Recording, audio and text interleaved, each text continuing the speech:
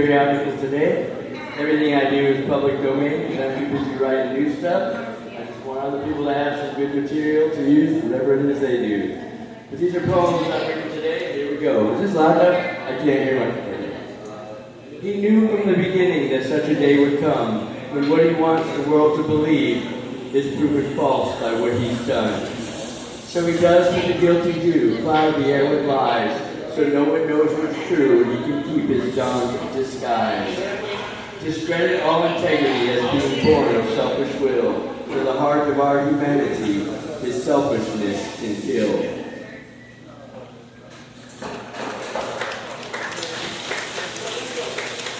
This one's called No! No! Such is a response that ego loathes, but it is warranted nonetheless. The reaction will be predictable in response to such address. No! That's my word to the 47th for the idolatry they impose, calling themselves righteous, snorting ego up the nose. They're idol of a project, one that's known as 2025. Let them betray humanity to keep their lust to dominate alive. It's just taking time to turn these pages, that's the downfall. I don't have this memorized because I just wrote this 3 days ago, sitting right over here. Unholy grifters, such describes the 47th and the vial of their lust. The swollen ego within them that seeks what's better to bust. To bring humanity down to their level of immature view, too arrogant to employ empathy and do what their Christ said to do. Instead, they accept the serpent's fruit to abandon the golden rule, all for the promise of what they'll gain, giving homage to a devil's tool. A tool of death's construction like Ozzy Osbourne sang, as fools now look to villainous charge as if celestial ones are the same. Guided by murderous souls who have ruled with iron fists, who strangle the soul of nations just to have their egos kissed. They look to that behavior and how it was done so well, destroying the lives of others and turning heaven to hell.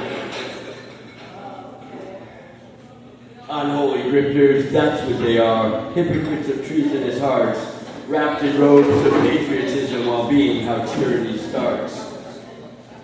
Oh, how racists hate me. They say that I am sick for calling their God tiny, letting them choose who to pick.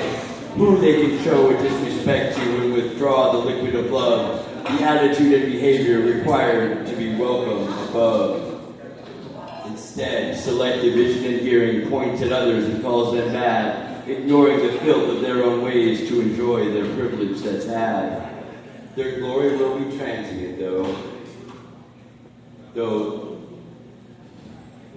Their glory will be transient, though they gamble they are right. And the serpent is for real to say their exception is all right.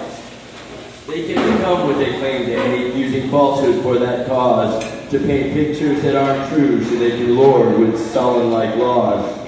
Meaning, lick the boots of a predator and call his evil sweet, otherwise he'll make you suffer for not bending to kiss his feet.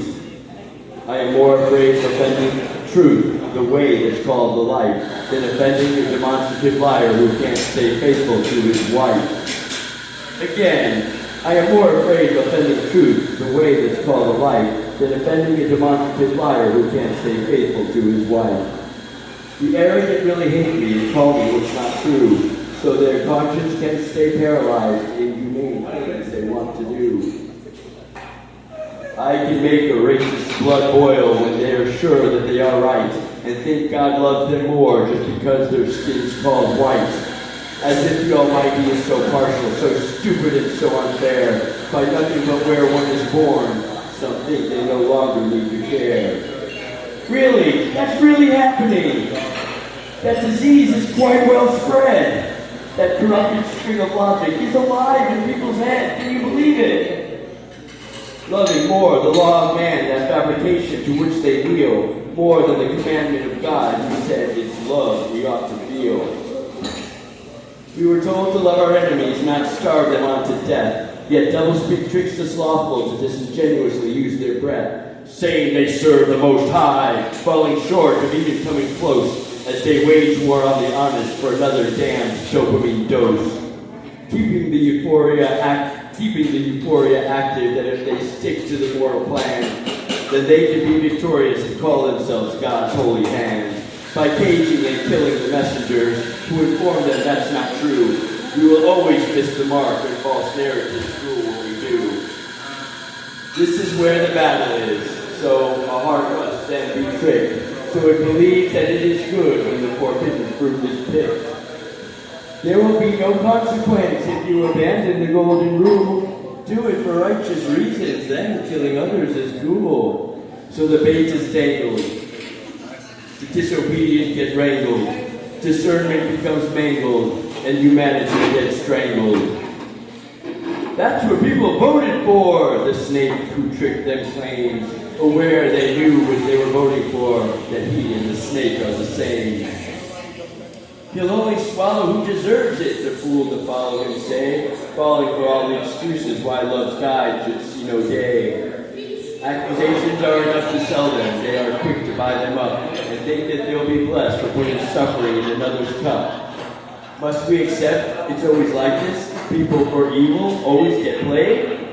The 47th shows how it's done as NPAs make the traps say it's okay. To be dishonest and unrelenting, false and vicious and cold, misogynistic and grotesque, reprobate and cold. Observantly, a nemesis to the nefarious, Joseph Stegman.